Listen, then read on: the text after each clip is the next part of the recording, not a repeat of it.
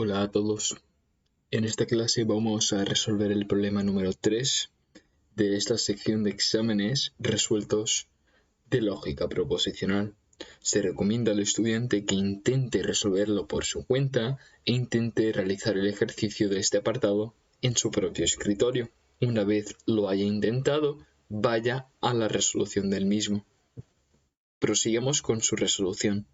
El problema 3 dice así: dadas tres fórmulas, f, g y h, es cierto que f o g, es decir, si f o g satisface h, entonces f y h negado es insatisfactible.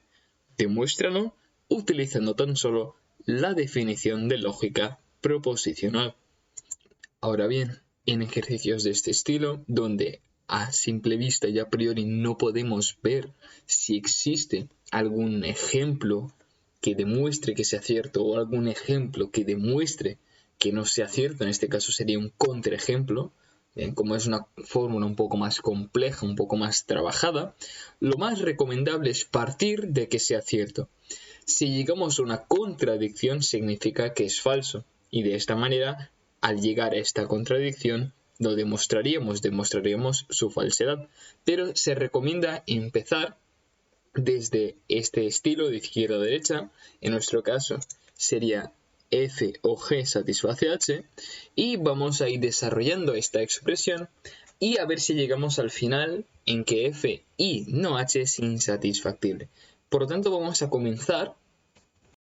Nosotros tenemos esto, partimos de que f o g satisface h y tenemos que llegar a ver si esto ocurre, si esto se da, bien, a ver si esto se cumple. Ya que en este caso, recordemos, fijaos aquí, tenemos, dadas estas tres fórmulas, es cierto que si f o g satisface h, es decir, este if, y luego tenemos el then, la cláusula en inglés then, lo que nos dice en español es: si se cumple esto, entonces esto otro se cumple. Es decir, en nuestro esquema, si esto se cumple, if this, then this happens.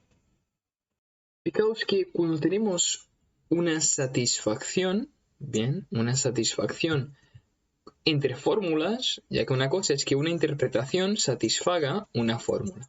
Bien. Esto es, la interpretación y satisface la fórmula f en lógica.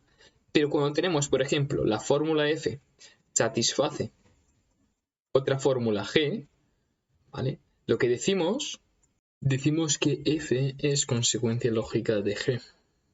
Y si tenemos en concreto en este sentido, decimos que g es consecuencia lógica de f. Bien, y de esta manera decimos que f es consecuencia lógica de g. Por lo tanto, aquí decimos simplemente g es consec lógica de f. Y aquí decimos f es consecuencia lógica de g. Bien. Por lo tanto, ¿qué tenemos en nuestro caso, ¿no? Que es nuestra fórmula original?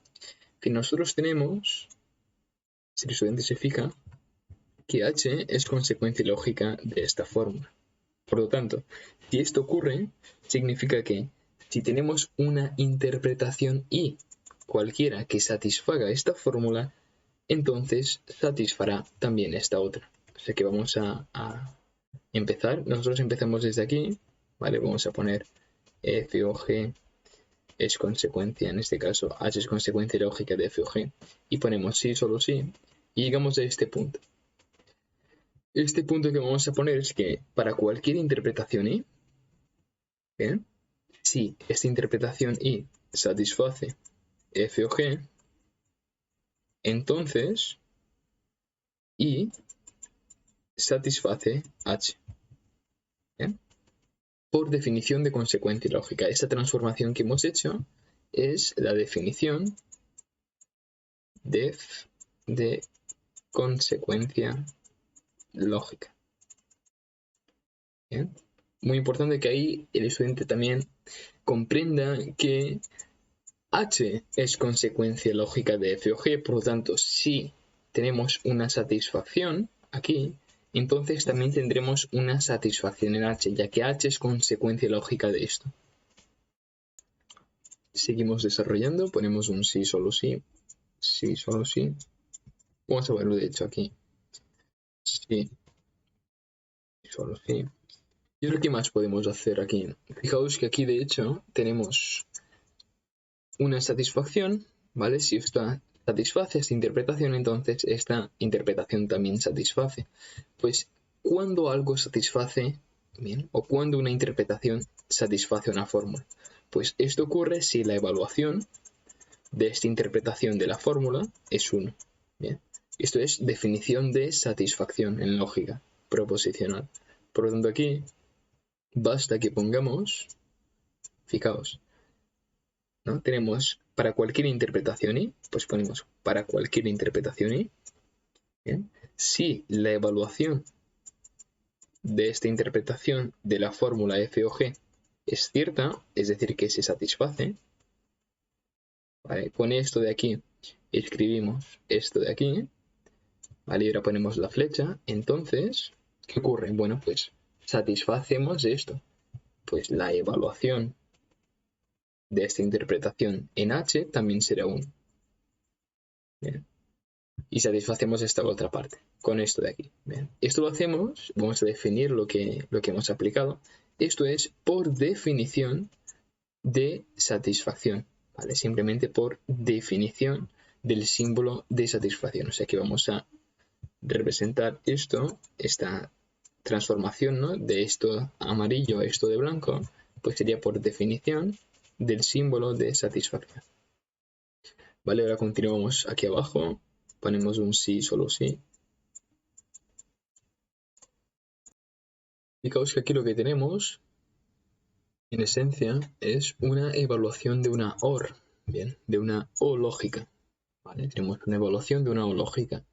Y al fin de cuentas, lo que queremos llegar al final es F, ¿vale? Y no H. O sea que este OR de aquí con la G no nos interesa mucho. O sea que tenemos que expandirlo con la intención de dejar la F sola y la H sola para llegar a esta conclusión de aquí, ya que este es nuestro objetivo.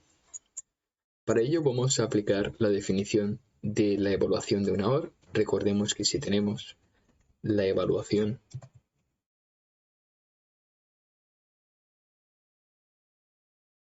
de una fórmula en OR de esta manera, de P o Q, pues esto es igual al máximo entre las evaluaciones por separado.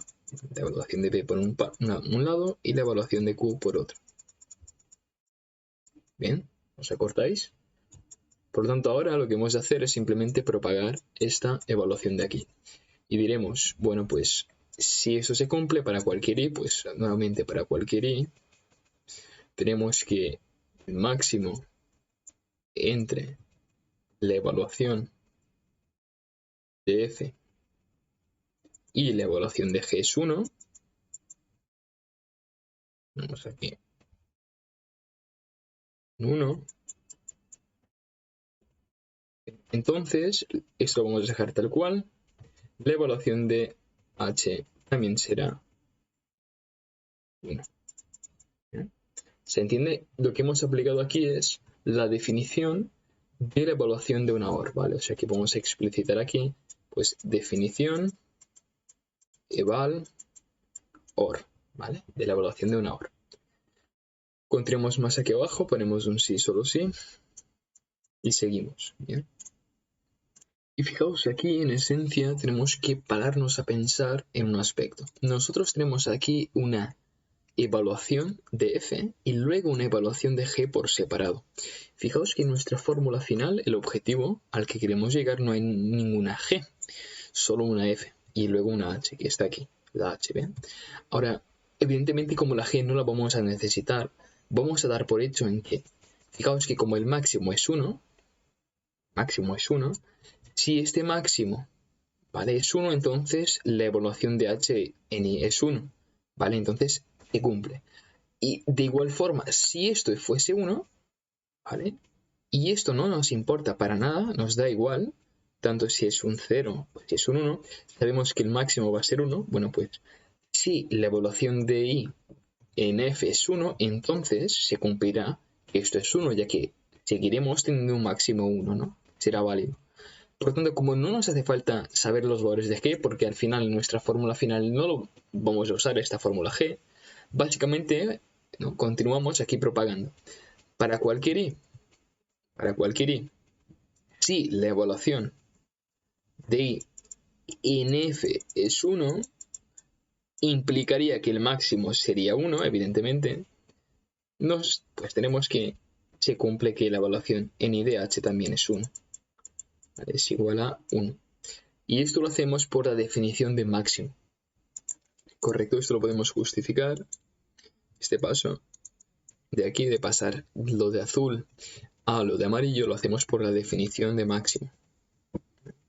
Evidentemente, vamos a explicarlo un poco más detalladamente, pero es muy sencillo, ¿eh? Y es trivial este procedimiento. Pero fijaos, si tenemos el máximo entre dos números A y B, ¿vale? Si el máximo entre estos dos es 1 y los posibles valores tanto de A y B de cualquier literal, cualquier variable en este ejemplo de aquí abajo, ¿vale?, pues siempre es 0, 1, ¿vale? Pueden tener valores 0, 1.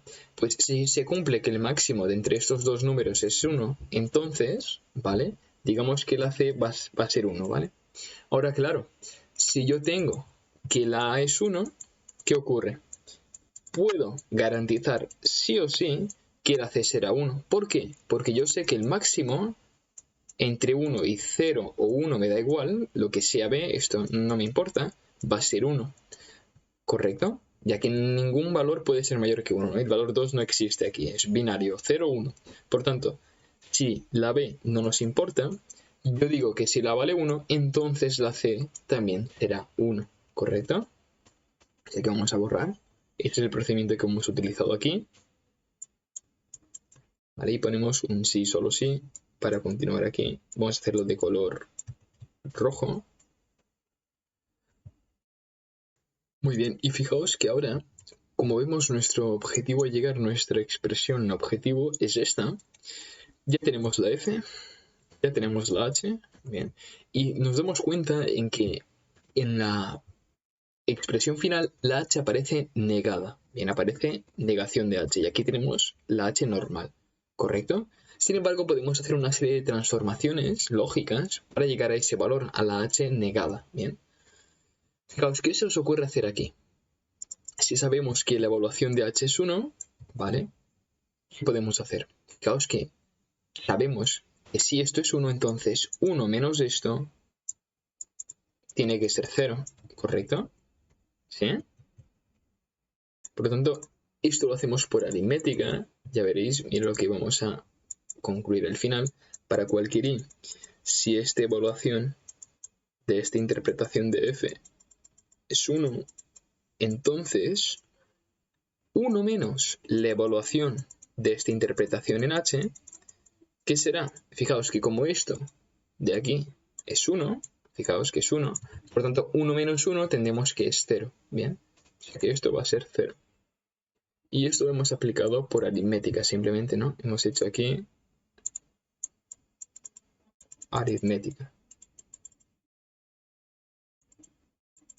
¿Vale? Y ahora seguimos con otro sí, solo sí. Y evidentemente ahora, ¿qué podemos concluir? Fijaos. Voy a poner de color un poco más rojo así.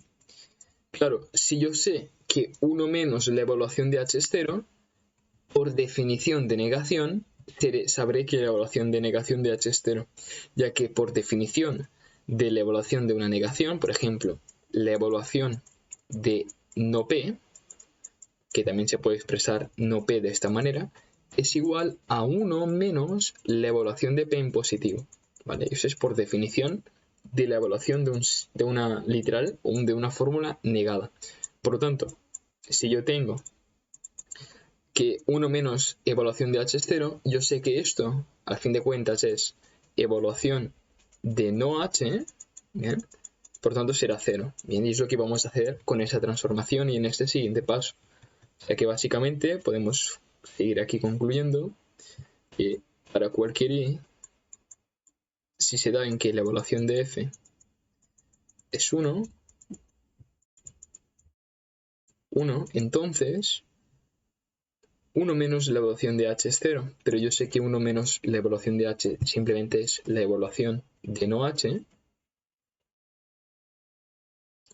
pues como esto es 0, también tiene que ser 0 esto, ¿no? Y esto lo hacemos por la definición de la evaluación de una negación, ¿bien? Por lo tanto, ponemos simplemente como justificación este paso. Bueno, pues eso sería, vamos a hacerlo de color rojo, por ejemplo. ¿Bien? Lo hemos hecho por la definición de evaluación de negación. ¿Bien? Seguimos con un sí, solo sí de aquí. Y ahora fijaos que ya tenemos más o menos nuestro esquema montado, ya que aquí aparece la h negada, y es lo que yo quiero llegar, ¿no? La h está negada. Y ahora fijaos, si yo sé que cuando la evaluación de f es 1, la evaluación de no h es 0, o de otra manera, f es 1 y no h es 0, ¿qué puedo concluir? Fijaos, yo puedo concluir que el mínimo, para cualquier interpretación y el mínimo entre la evaluación de f, que es 1, y la evaluación de no h, que es 0, ¿cuál será este mínimo? Yo tengo el valor 0 y el valor 1. Evidentemente, si ya aquí tengo un 1 y aquí tengo un 0, el mínimo es 0, ¿no? Pues aquí yo pondré 0. Y ahora esto lo hacemos por definición de mínimo. Por definición mínimo. Y ahora, claro, el estudiante podría estar preguntándose y planteándose por qué aquí usamos el mínimo, ¿no? ¿Con qué finalidad? Fijaos que al final tenemos en la fórmula final una f y no h, o sea, tenemos la conectiva lógica y recordemos que si yo tengo el mínimo entre la evaluación de dos componentes, esto es igual a la evaluación de los componentes con una i, ¿correcto? Con una i. Por tanto, aquí, si yo tengo, fijaos en mi ejemplo, la evaluación o el mínimo entre, supongamos, la evaluación de P y Q, ¿no? P y Q, P y Q, pues eso es igual a la evaluación sola, solo una, de la evaluación de P y Q juntos, ¿vale? Y eso es la propiedad que vamos a aplicar aquí. Vamos a borrar esto y vamos a poner un sí, solo sí. Pondríamos un sí, solo sí. Vamos a hacerlo de un color un poco más oscuro. Y pues pondremos para cualquier interpretación y la evaluación de esta interpretación de f, que es la p, y no h, que sería la q, ¿vale? Como el mínimo es 0 y yo sé que el mínimo entre estas dos es simplemente la evaluación de las dos con la conectiva lógica y, también será 0. Bien. Fijaos que este paso lo hemos hecho por la definición de una evaluación de la conectiva y, que es por definición eval de la conectiva lógica AND, que es y. Evidentemente, fijaos qué es lo que está pasando aquí. Yo voy a continuar con este sí, solo sí, pero ya se ve más o menos que, como yo tengo esto de aquí abajo, para cualquier interpretación y la evaluación de y de esto de aquí es 0 significa que esto nunca se cumple, ¿no? No existe ninguna interpretación que sea modelo. Como nunca se cumple, será insatisfactible, ¿no? Ponemos insat. Vamos a borrar y a realizar los últimos pasos formales. Vamos a borrar a partir de esto de aquí, bien, y vamos a continuar y ya veréis cómo finalmente podemos demostrar que esto es cierto, ¿no? Fijaos, nosotros teníamos esto de aquí, vean que para cualquier interpretación y llegamos a la conclusión que la evaluación y de esto de aquí es 0, ¿vale? Pues podemos continuar con un sí, solo sí, y lo vamos a continuar aquí arriba. Claro, por definición de satisfacción, significa que para cualquier interpretación y no va a satisfacer esta fórmula, ¿no? Y no va a satisfacer la fórmula f y no h. Y esto lo hacemos por la definición de satisfacción. Def del símbolo de satisfacción. Claro, si la evaluación siempre es 0, significa que esta interpretación y nunca va a satisfacer la fórmula, ¿vale? Ahora, claro, si esto nunca se satisface, ¿vale? Si esto de aquí nunca se satisface, pues significa, de hecho, ponemos otro sí, solo sí aquí, vamos a borrar esto, ¿vale? Sí y solo sí.